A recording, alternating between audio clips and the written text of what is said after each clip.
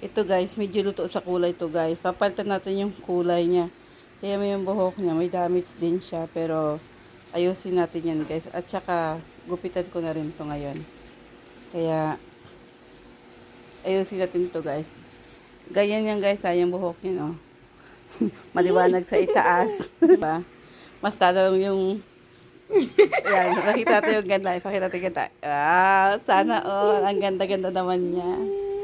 Yan, ayusin natin yan guys para mas talong gumanda tong ating... Dapat pati ako ayusin eh. Ano nang ayusin sa kanya guys. Maganda na Maluwag na eh. yung tornilyo. Ayun lang. Yun ang mahirap oh. Kalahati pa lang yun guys. Sige, ayusin natin to guys. Sandali lang ha. Ito guys, gupitan natin to guys. Siya ang ating model for today. Yan. Siyempre, kailangan pagandahin natin siya. Dati din siyang maganda talaga. Ililiyer ko lang to guys na parang V-shape. May pagka V-shape to. Yan, buwasan natin to.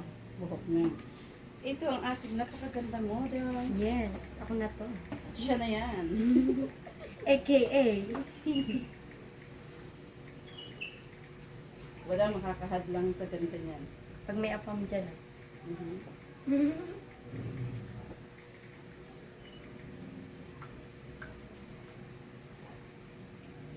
Shout out sa'yo ma. Takas ako.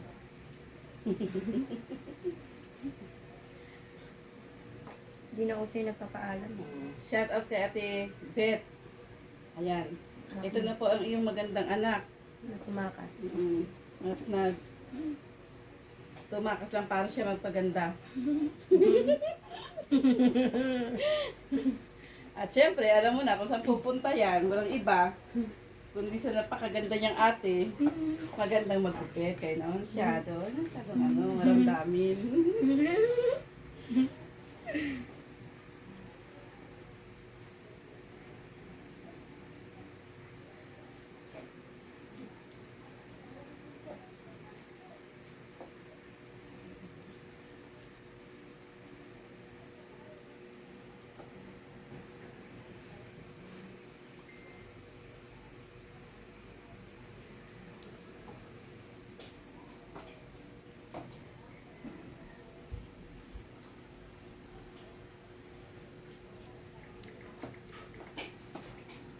Ito pa rin yung haba ng buhok niya guys.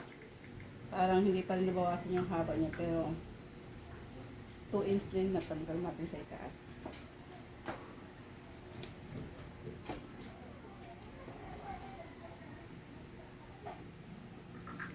PM makulay. At magpagupit. Ganyan. Tapos nahulog yung nahulog yung mga supply. Halata napakagaling ko maggupit. Siyempre. Yan guys, magkukulay tayo guys. Kasi ito guys, na-like to, bawal daw to na like sa kanya, kaya i-like niya. So ayan, tapos natin siya nagupitan guys. Kulayin natin. Isang bar. Okay. Okay, let's go. Kailangan to guys, ipantay natin to kasi dahil kailangan niya. So, para hindi makita yung original na kulay na brown, kailangan pag-apply natin. Pino lang para yung hanggang dulo. At saka kunti yung timasin natin ganito para yung mga dating kulay, matakpan, magiging dark. Yes. Sa Quezon City. Ah? Gumanicure dito guys. Yan, kailangan guys hanggang dulo. Yan. Para matakpan yung mga light brown niya. Maging dark.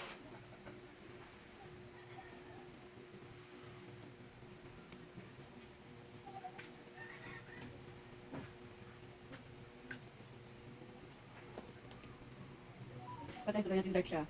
Hindi mo nalagyan yung pinaka-alit niya para hindi niya magano. Yan. Ito, parehas lang naman yun. Ito lang kasi nandito yung may kulay. Yan. So, kailangan matanggal yan. So, kailangan napakalipis para. Okay. Pagpatuloy natin mamaya guys at tapos. Pagtapos sa kulayan. Makikita nyo na yung result. Salt. Ayun na guys. Pantay niya kulay mula doon sa alit niya hanggang sa dulo. Wala akong makita na ibang klase na ibang kulay dyan. So, Patay na siya. Natabunan na yung luma niyang kulay kanina guys, na kulay brown. Ayan na. Kaya, i-blower natin dahil kapatid lang natin siya.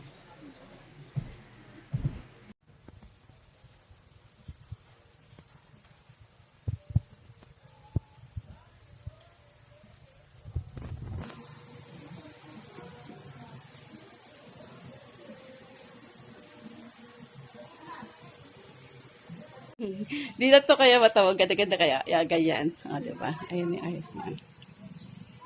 Yun na. Ay. O, diba? Ang ganda ng hair niya. Hairlines. O, diba? Pantay. Okay. Thank you for watching, guys. Bye. Okay. Thank you.